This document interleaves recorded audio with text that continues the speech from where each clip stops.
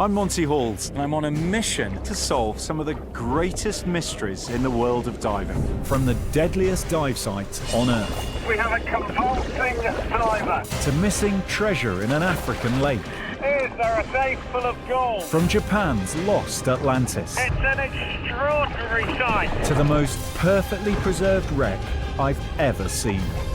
This is deep and dangerous diving. It's a really tight squeeze. That will push me to my very limits.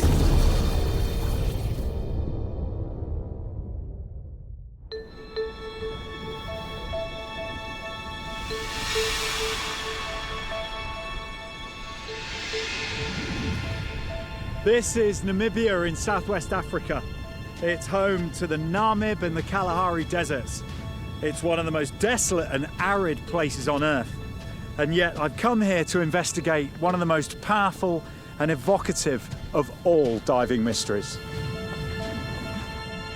I'm heading north from the capital Windhoek, out of the deserts and across this vast country to Otjikoto, one of only 2 lakes to be found in Africa's driest nation. I've come here to solve a mystery from the dark days of World War I. A mystery involving £60 million worth of lost treasure. You don't get too many chances in life to do something that is a genuine adventure, that has that whiff of the pioneering spirit about it. What we know is that on July the 8th, 1915, the defeated German army in Namibia came in secret to Lake Otjikoto and dropped its weapons off the steep cliffs to watch them sink beneath the green waters. This marked the death of their colonial ambitions in southwest Africa. Legend says that the Germans also dropped a safe into the lake containing 6 million gold marks. It's never been found. It's a bit of a boy's own adventure, really, and just desperate to get on with it and get the camp set up and find out what's lurking in the lake. I've been dreaming about diving this lake for years, and it's taken months of planning to get here. But finally, our first sight of Lake Otjikoto. Oh, look at that. The legendary lake. That is quite impressive, isn't it? Journey's end. This is everything we hoped it was going to be and more. It looks so mysterious. This sort of slightly green water, the deep walls, just plunging straight in and down and into nothing. Just awesome, awesome. We, of course, will not be the first people to dive this lake. The British and South African armies began a salvage operation here in 1915 and winched out some cannons and ammunition. And then, 50 years later, with the advent of scuba gear, amateur divers recovered more military artifacts. But what's extraordinary about this lake is that most of it is still in there somewhere, waiting to be found. They put a sign up by the lake just to show what's still in there. So this isn't what's been recovered, it's what's still sitting on the bottom. You've got 8 field cannons, 2 automatic machine guns. These are huge, by the way. They're not like something you hold, they're something on wheels.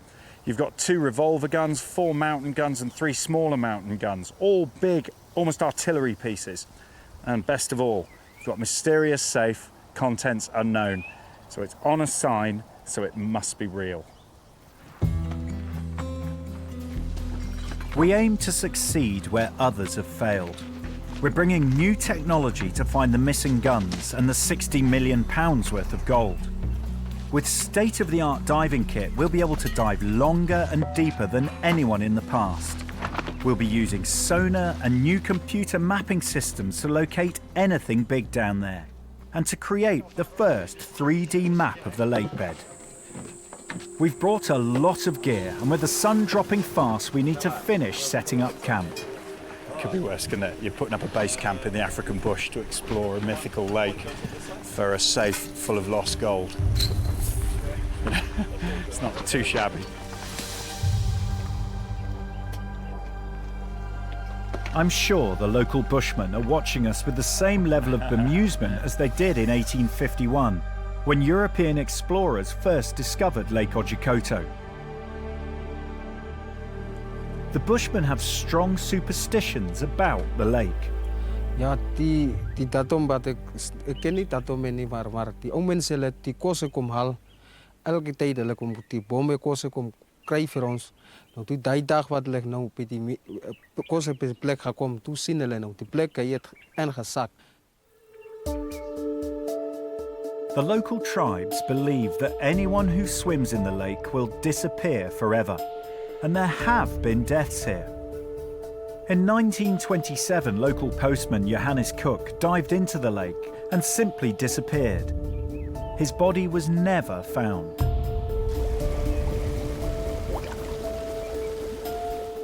Otjikoto looks like a beautiful, harmonious place, but slip beneath those tranquil waters and you enter a deadly environment.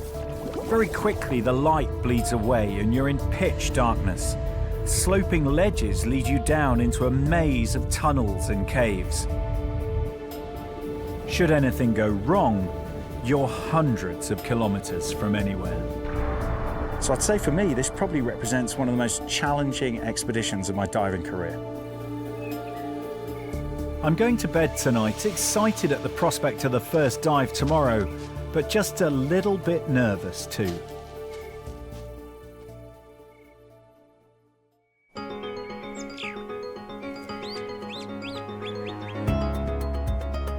Today, our expedition begins in earnest as we make our first dive into Otjikoto. In the past, local farmers used the lake water to irrigate their land. The pipework is all around us. Our local dive experts, Steph and Chris, are using the old industrial structures to give us easy access to the lake. And what's more, they've built a dive platform too. I've brought a suitably experienced team out with me from the UK. Our dive supervisor is Kevin Gurr, legendary explorer, cave and wreck diver. We've got two renowned underwater cameramen in the shape of Rich Stevenson and Dan Stevenson. My safety support diver is Dan Burton, who, by the way, salvaged $50 million worth of silver from a wreck in the Gulf of Mexico. This is dive one. It's a kind of logistical exercise because what you do is shake out all your kit, make sure everything's working. But of course, it's much more than that. It's the first chance to step into Lake Otjikoto. Yeah, it's good to see them there. Good. You know your straps on the side Yeah. here, so you can just adjust those yourself. Okay, my dear chap then, I'll do a comms check with you once you're in and just below the surface, yeah?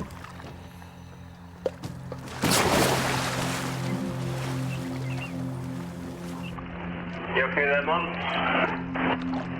Good lad. Off you go, mate. There are no accurate maps of Otjikoto beneath the surface, so on this dive we want to start to build a picture of the environment.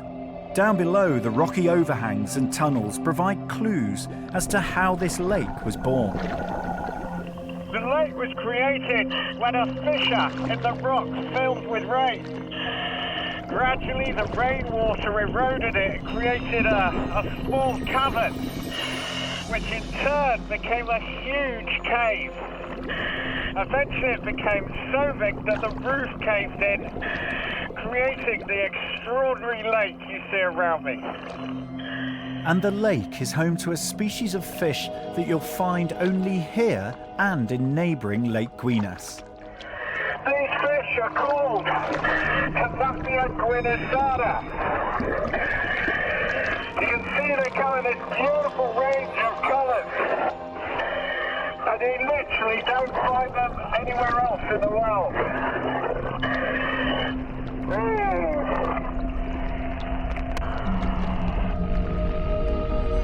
The lake stretches beneath me into pitch darkness. On our next dive, we'll have to go down into that eerie, unforgiving world in search of the safe.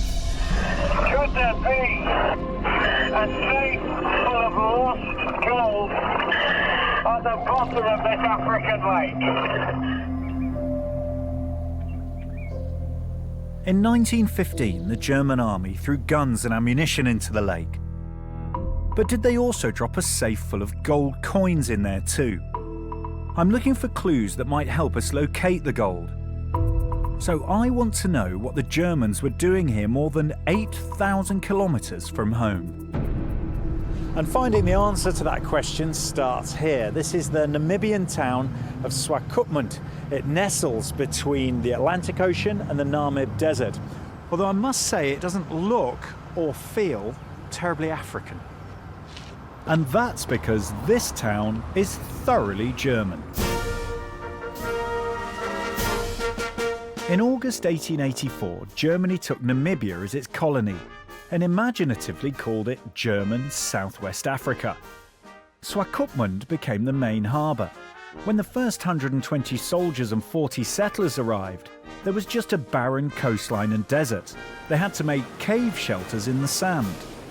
But walking around today, you can see just what a wealthy trading centre Swakopmund became. It's like a perfect little Bavarian town, but in Africa. By the early 20th century, thousands of Germans were passing through here on their way to a new life. To protect his citizens and defend the territory, Kaiser Wilhelm set up a colonial army, known as the Schutztruppe, and sent them to southwest Africa. Even today, evidence of Germany's great Africa adventure remains. But the fact is that their rule over this part of the world lasted a mere 30 years and came to an end at Lake Otjikoto. So what can the lake tell us about that story, and what mysteries does it contain? To answer these questions, we need to dive Otjikoto again, but this time we'll have to go much deeper. With that in mind, I decide to meet Theo Scheming, one of the original divers who explored the lake in the 70s and 80s. So Theo, this is very much your stamping ground. This is your home turf, isn't it? The lake? Very much so, Monty. I believe to be the second person that dived in this lake. Right. And our first dive was actually directly behind us, right, down there to about 35 meters, and we then found one of the first ammunition carriers. Would you say, Theo, with all your experience here over all the years, that the lake still holds some secrets? Absolutely. There is no doubt. And one of them being, of course, the fact that the safe is potentially in the lake. Mm-hmm. Now, the story goes that there was gold or diamonds in the safe and that it was thrown into the lake. We did try and find it approximately 15 years ago, but there is in places up to 3 meters of mud on the bottom, or silt rather, not mud. And anything that's heavy will eventually sink in. Theo and his colleagues discovered some guns and ammunition carriers lying on a ledge, directly below where we believe the Germans threw everything in. We're going to go down to locate the guns and properly explore the ledge for any sign of the safe. I know this will be one of the toughest dives I've ever done, and going that deep in pitch darkness will be a first for me. It is dark and horrible down there. There's going to be silt, is going to be a major hazard on this dive. Just be real careful. Dan's going to put a strobe on the split point on the line, so we've got a reference point to get back to. Also, we have live munitions on the bottom. From the pictures I've seen, most of it looks like anti-personnel shells. Doesn't mean to say they're nice and safe just because they're anti-personnel shells. So don't touch anything. The nearest recompression facility we've got is in South Africa. We obviously are in Namibia. Basically, it's going to take at least 2.5 hours to get a plane to here, and then we have to get a plane initially probably to Johannesburg, and then they'll deal with us from there.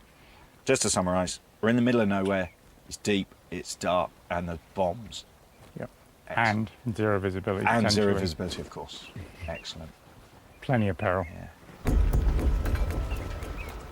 At 60 metres, we're entering the territory of serious diving, and the conditions will be a huge challenge for me. We're using the latest diving technology, rebreathers, which recycle every breath to allow us to go deeper and longer than normal scuba systems. This should give us ample time to really explore down there. with our current diving equipment, which is normal open-circuit scuba equipment, we don't have the extended bottom times, which are now possible with rebreathers. And that would make a tremendous difference. Diving on scuba to the depths of 50, 60, 70 meters, you have tunnel vision, so you don't get a picture of everything around you. And if you don't happen to stumble on something right in front of you, it's very difficult. As the darkness closes in, I feel acutely aware of just how vulnerable we are down here. When you go down on a dive, the darker it gets, the more apprehensive you get. I try to stay focused on monitoring my systems and regulating my breathing. We're down at 120 feet at the moment. You can see how dark it is and how much the scent picks up. You're really got to watch yourself down here, you know. As we descend deeper into the lake, I feel as if I'm travelling backwards to a fixed point in history.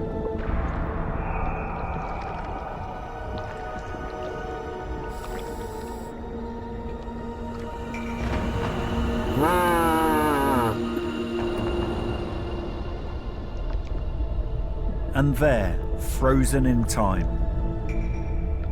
2 First World War cannons, an ammunition carrier, shells, and even bullets. That's an awesome sight. You're looking at living history. This is one of the reasons why I dive. To come across historic moments frozen in time. To finally see the guns lying in state in such an eerie place gives me great confidence because it makes the whole thing real. It's the tunnels down here to leave. There's no reason why the safe isn't. So we set about exploring the ledge. The safe isn't here, but it could easily have gone deeper into the lake, missing the ledge completely or rolling on down the slope. Perhaps the other guns are there too. Absolutely blown away. It looks exactly the way a lost artifact should look. It just emerges out of this darkness, just sitting there in almost a little pool of light, because the camera's lights illuminate it. Just looks eerie, abandoned, lost, forlorn. Just incredible, you know. Those guns, lying in their watery grave, represent the moment when a remote German colony became caught up in global events and tell a tale of great violence. On 28th of July 1914, the First World War began. Britain wanted to drive Germany out of Africa, but didn't have the capabilities to launch an attack here. So they asked neighbouring South Africa to invade instead.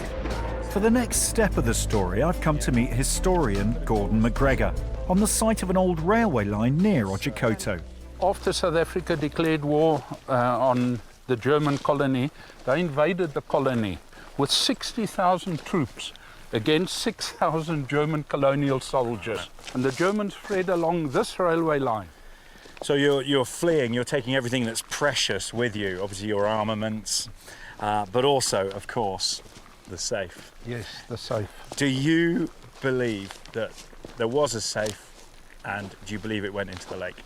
It's quite possible that there was a safe, and if they wanted to dispose of it, of course, the logical place would have been to put it into the lake. So why did the Germans throw all their weapons into the lake? Military Commander Victor Francke, outnumbered and surrounded, realised that surrender was the only option. But he would have been very aware of what was going on in Europe, where the First World War was raging. The British were desperately short of guns and ammunition. Victor Francke was not about to betray his countrymen by handing his arms over to the enemy. Under his instruction, 8,000 rifles were burnt, and then his men took cannons, field guns, machine guns, and a vast amount of ammunition and shells to Otjikoto and threw them off the cliffs. The following day, Victor Francke calmly surrendered to the South Africans here at kilometre 500. It's caught me by surprise a little bit, this place, because it's very, very evocative. They say a location can have a memory. Well, it's highly atmospheric here. You've got the actual location where the treaty was signed, and of course this tree. This is the tree that the treaty was signed under. And this, of course, marked the end of German colonial rule in Namibia. The Germans chose the perfect place to dispose of their weapons. Otjikoto is so deep and so dark that finding anything in there is like finding a needle in a haystack. In the past, divers could only conduct their searches by torchlight. Dive supervisor Kevin Gurr, however, is using sonar to make a detailed map of the lake bed and to identify targets for us to dive. Anything large will bounce back a signal, and if Kevin thinks any of these signals look like £60 million worth of gold coins in a metal box or a large cannon, he marks their position with buoys and then puts a special camera down to take a look. Nobody has scrutinised Otjikoto in such detail. What we're trying to do over the next couple of days is actually survey the base of this lake. Obviously it's a sinkhole, so the roof has collapsed at some point. So what we're trying to do is pinpoint some key targets we can actually go dive. So we're using a combination of sonar and GPS. And then we can actually draw a three-dimensional map of the base of the lake and hopefully pinpoint some of these good targets. While Kev maps the lake, I'm going to Tsumeb, the nearest town, to take a look at some of the guns that have been salvaged from Otjikoto over the years. Part of the whole rationale of this entire expedition is to try and bring history to life. But there's a vivid representation of it already, and that's here in the Tsumeb Museum. There's a great story behind these guns because they were salvaged by hobby divers in 1984. These were amateurs who were working on the very limits of safety, down in 60, 70 metres of water. These three amateur divers, Philippus, Rob and Tullio, rescued the guns and ammunition cases found in the museum today. After some loving restoration work, the guns look incredible, as they were the day they were pushed into Otjikoto. But sadly, during the recovery, a cannon slipped and the steel cable severed Tullio's arm. The gun has been named after him. It was a heroic effort by those divers back in 1984 to bring this kit up, but they could only go so far and stay so long. And the point of our expedition is we can finish the job that they started and explore all those other areas of the lake and maybe, just maybe, find that elusive safe. I couldn't find any information about the safe in Tsumeb Museum. Even though the colonial German administration were great record keepers, it doesn't appear on any official document. But would they have recorded the existence of something so valuable to the enemy?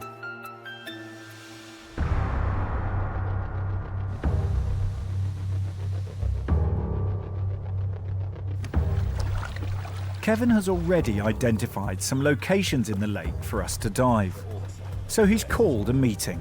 Another area that is quite interesting, where we know there have been some dives, is an area kind of roughly around here, I guess, which I think we should make the focus of today. We know there's quite a lot of debris in that area, various things, some of it old, some of it more modern.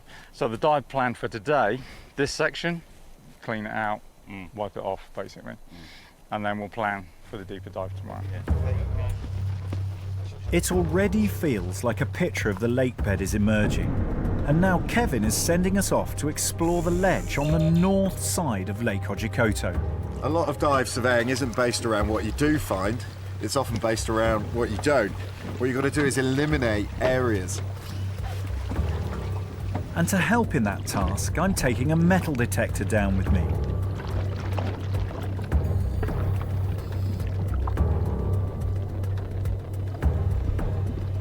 Kevin was right.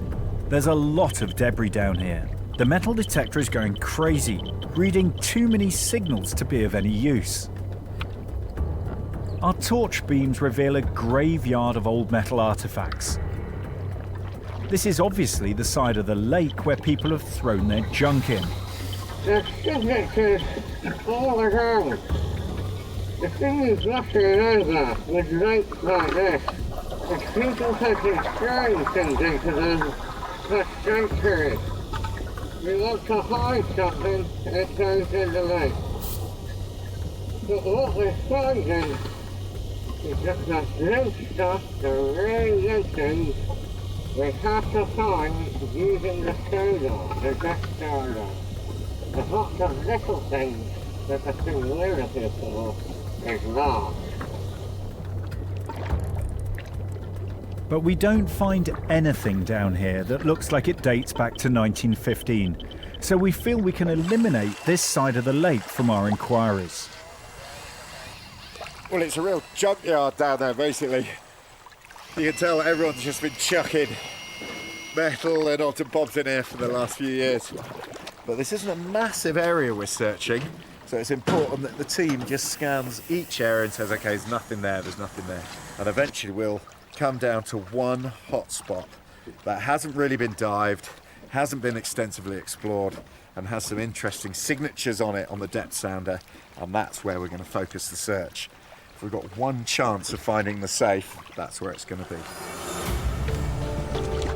Dive supervisor Kevin Gurr has been surveying the lake with sonar.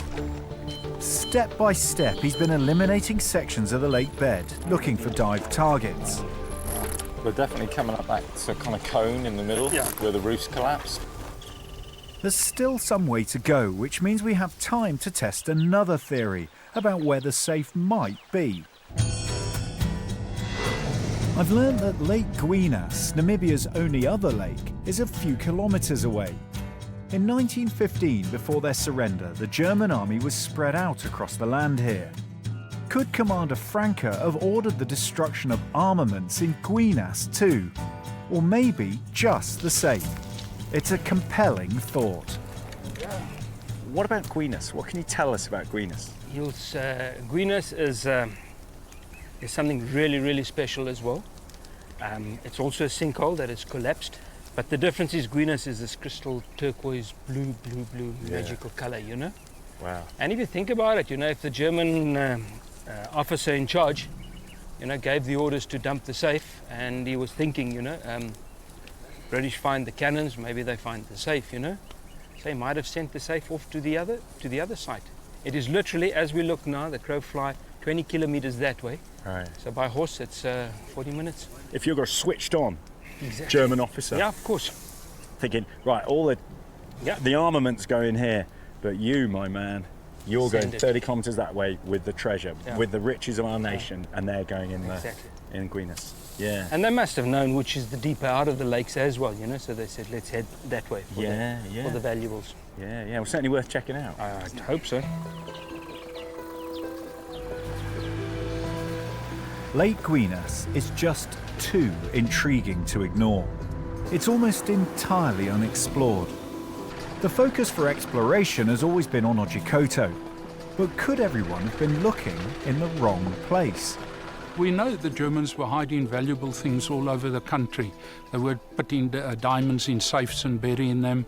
They were doing iron ore in shafts and hiding guns in houses. So it's extremely plausible that they had thrown a safe into Guinas with perhaps other items. I've never seen a dive site like this before. This is what diving dreams are made of. And Dan's just wandering in. There. Hey, am I going to go in there? What do you think of that? Put me in the water. Unbelievable. Unbelievable. Look at the colour. Guinas is even more remote than Otjikoto, but that hasn't stopped local farmers siphoning water for their crops.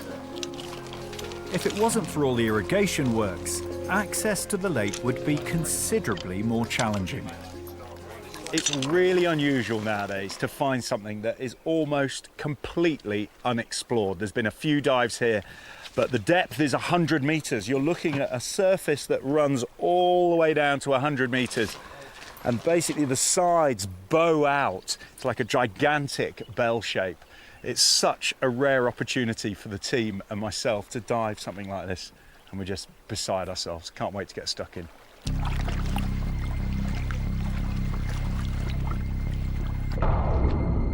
And there, in the crystal blue waters, a now familiar sight, Tilapia guinesana. Once only found in this lake, yet somehow they made their way over to Otjikoto. It makes people believe that Greenup is connected to Otjikoto.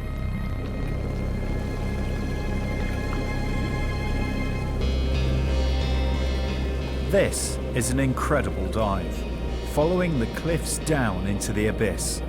We are alone in a 700 million year old collapsed cave.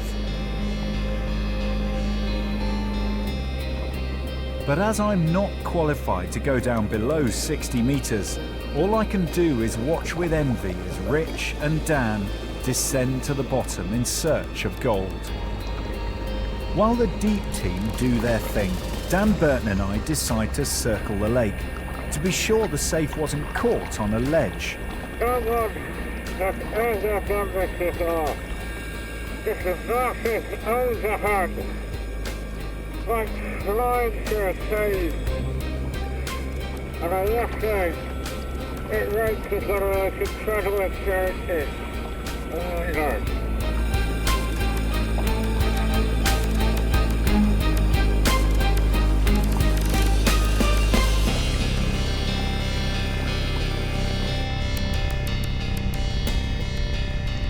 Meanwhile, in pitch darkness, Rich and Dan finally make it to the bottom of Lake Guinness, 100 meters below the surface. They've come in search of gold, only to find a rubbish tip. All you saw was rubbish. It's like a locals dumping ground for all sorts of rubbish and tats gone down crap, there, which is a real shame. It is. You wouldn't see the safe. It's buried under 3 tons of plastic debris, I think, really. It's a shame. There was nothing of that period. There was no raw material, nothing old. I'd come here with genuine excitement. I thought we'd stolen a march on other explorers. Of course, we can't prove in a day that the Germans were never here, and it would be too huge a task to examine beneath all the rubbish. One thing's for sure though, we didn't find any German army artifacts down there. But today's dive has thrown up one possible theory about Lake Guinness. The really interesting thing is that maybe it is connected to Lake Otjikoto. And if that's the case, this is a world-class site for exploration. If there is a cave system right the way through, what a project that would be. But all I can say is this place has genuine magic about it. We've been in Namibia for a week now, searching for the missing German guns and, of course, the safe. We've conducted exploratory dives and visited relics from the First World War. With sonar, we've been eliminating areas of the lake from our inquiries and examining large objects on the lake bed. Every hour of the day, we're narrowing the focus of the search. But as our expedition time draws to a close, we're badly in need of a new lead. I've heard that a long-time local resident may have some information for me. Ilse Schatz is a historian and archivist who also founded the Sumed Museum. In fact, Ilse has done so much to record the history of northern Namibia that she even has a road named after her. I think it's probably fair to say that nobody knows more about Otjikoto than Ilse. Did you ever encounter, personally, meet anyone who'd been involved in that? An old man came to me in the museum and said, I got a secret, please come to the lake. And I was afraid of that old man. I thought, what will he do with me at the lake? Yeah. But he said, please, there is a secret. So I closed the museum and I went with him to the lake. And he said, we put poles underneath and up, and poles underneath and up till the safe. is in the lake. What you're saying to me, Ilse, is incredibly important and significant. You are the only person I've spoken to who has a kind of eyewitness angle. Did it seem to you to be true? I think so. Yeah, yeah. And wait, you say he was an old man? Yeah, Mr. Gerdes. Right, right. Who'd obviously been involved in the army and in the retreat. Yeah. An extraordinary woman. The things she's seen and experienced, she's living history that's linked with the past. And there comes a point in every investigation, you're following these clues and suddenly a legend becomes a fact. And for me, that was the moment when she said that she had met the man, he took her to the lake and said this was the point that I put the safe into the lake. She believed him and I believe her. So now all we've got to do is find it.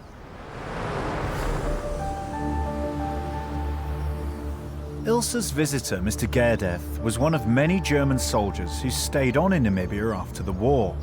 He was 26 when he pushed the safe into Lake Otjikoto. When Commander Franke surrendered to the South Africans the next day, 4,000 soldiers became prisoners of war. Mr. Gerdeth was one of them. Namibia immediately fell under South African control. It wasn't long before the new rulers learned what the Germans had done at Otjikoto and mounted a salvage operation there with the British Army. Showing extraordinary courage, a diver descended into the lake. Although he recovered guns and ammunition from shallow ledges, as this letter from the time points out, he was unable to go deep enough to find anything else. Undeterred, the British and South Africans spent days out on the lake, meticulously charting its depths with a plumb line. This drawing details the results of their research. Why were they making such a huge effort? My guess is that although they wanted the guns and ammunition, they were also secretly engaged in trying to find the safe. Just like us. For the last few days, Kevin has been heroically crisscrossing the lake, surveying it with sonar. Now he's ready to give us his results. Are you getting a warm, fuzzy feeling? Are you going to put the deposit down on your Lamborghini? And your... There was a couple of small hard targets, but mostly it's up and down lake bed, really. Just silt banks, you know. But we're getting the odd bit of pipe work and all sorts of other bits and pieces, really. But nothing really significant, unfortunately. Yeah. And we really plastered this area this morning. Right. So you're pretty confident from the work that you've done here. If it's anywhere, it's where the cannons went in. Yeah, I would say so. I think that's got the highest probability. The sonar has not revealed anything in the lake itself, so Kevin is focusing our search on an unmapped area of the lake. Beyond the guns, the lake bed slopes away underground. It's highly possible that the safe tumbled down the slope and ended up at a position too deep for most divers to explore. To get there, we will have to enter a cave in pitch darkness. We have one dive day left, and we think this is our best shot. Today marks the final stage of our exploration of Lake Otjikoto in Namibia. For a week now, we've been diving it in search of lost guns and a safe full of gold coins. Detailed mapping of the lake bed has not revealed any promising dive targets, but we have found a deep cave beyond the reach of sonar. So everything now comes down to this. We have one last chance to liberate £60 million worth of gold. Every diver I've ever known wants to find treasure. And in a way, when you're a little kid and you start getting all intrigued by this, it seizes your imagination, the thought of diving down and finding treasure, and it never lets go.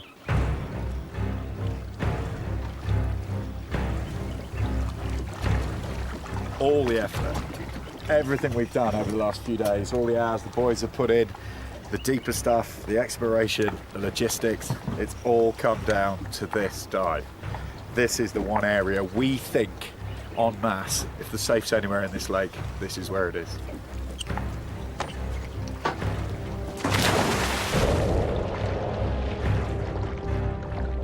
My heart is pounding with excitement as the sunlight recedes behind me and we have only our torches to light the way.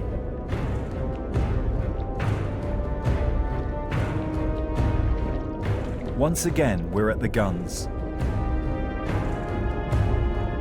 But this time we move on down the slope. We're now in virgin territory. And there, like a signpost saying you're heading in the right direction, is the wheel of a gun, long buried beneath the silt.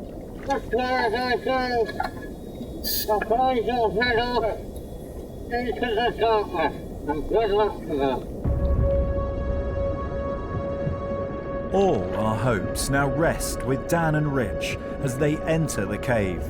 All I can do is wait nervously for their return. There's a ship that goes out of Kaiser Nation 2002. And there's a spot. I just know the hangout. If the snake's anywhere, that's going to be a right here, this is. There's no sign of human interference here. The lake bed unlittered and unexplored. Diving underwater caves is incredibly dangerous. Disorientation, a major killer.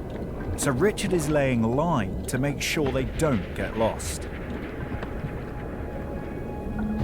We had thought that this cave went back only 20 meters, but in fact it continues to slope ever downwards.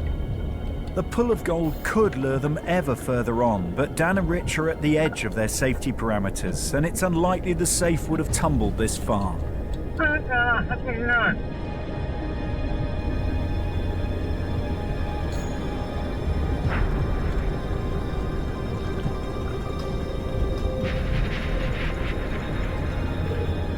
They've given it their best shot. They follow the safety line out into the lake.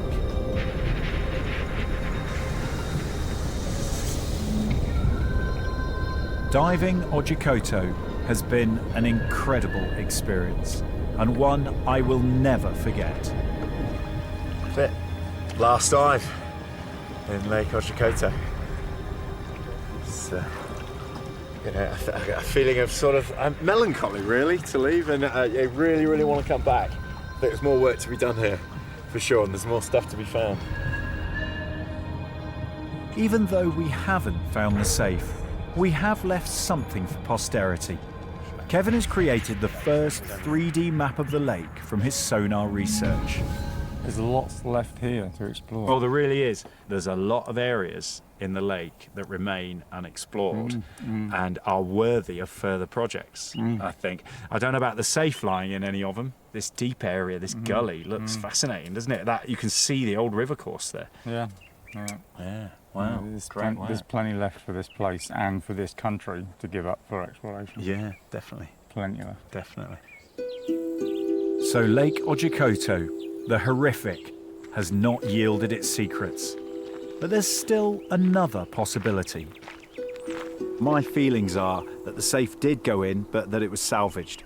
I'm totally convinced by Ilsa and her conversation with that German soldier who said, "Come with me, I will show you where the safe went in." And I think it went in here, and with the guns. Now, I don't know what was in it, of course, but I'm convinced the safe went in. But there was a lot of people in that army, there were 4,000 or so. Are they all going to keep that secret? I don't think so. And I think the Brits and the South Africans found out about it and put a diver down and salvaged the safe. They salvaged guns. Why couldn't they have salvaged the safe? But of course, that is just a theory. I hope that the story of the Kaiser's gold will inspire the imaginations of explorers for years to come.